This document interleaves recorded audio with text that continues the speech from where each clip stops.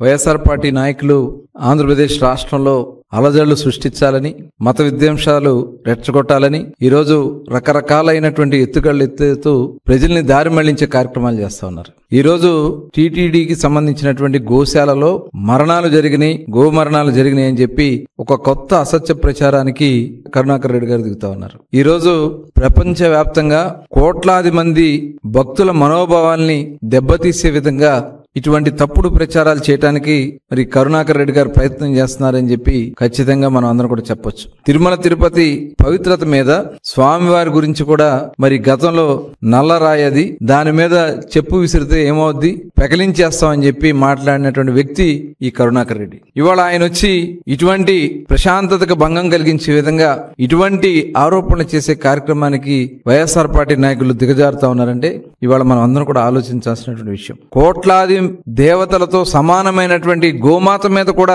ఇలాంటి తప్పుడు ప్రచారాలు చేయడానికి ఇవాళ వైఎస్ఆర్ పార్టీ నాయకులు దిగజారుతా ఉన్నారంటే మనం అందరం కూడా ఆలోచించాల్సినటువంటి విషయం.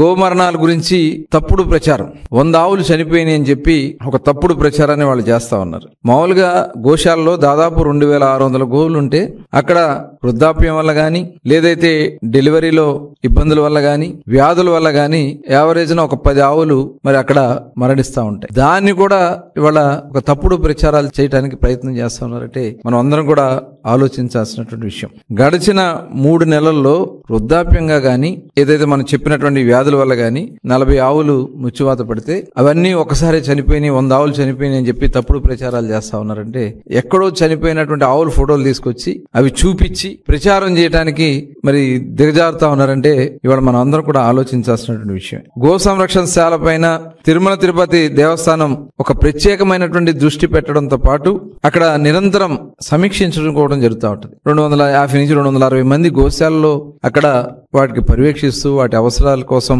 సంరక్షణ కోసం అక్కడే ఉంటూ వాటికి గోశాల సేవలు చేస్తూ ఉంటే దాని మీద కూడా తప్పుడు ప్రచారం చేస్తూ జియో ట్యాగింగ్ జరగట్లేదని చెప్తున్నారు. ప్రతి ఆవుకి జియో ట్యాగింగ్ చేసి ఆ సంరక్షణ రికార్డులన్నీ కూడా ఎప్పటికప్పుడు అక్కడ పర్యవేక్షిస్తూనే ఉంటారు. అలాంటిది జియో ట్యాగింగ్ జరగట్లేదు. ఎవరి కోసం మీరు ఈ మాటలు మాట్లాడుతా ఉన్నారో కరుణాకర్ రెడ్డి గారు తెలియజేయాలని చెప్పి నేను కోరుతా ఉన్నా.